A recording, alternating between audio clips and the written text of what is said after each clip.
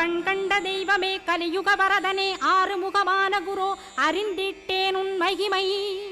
இக்கணமே வருவாய் என் ஸ்கந்த குருவே நீ என்னை காத்திடவே எனக்கு நீ அருளிடவே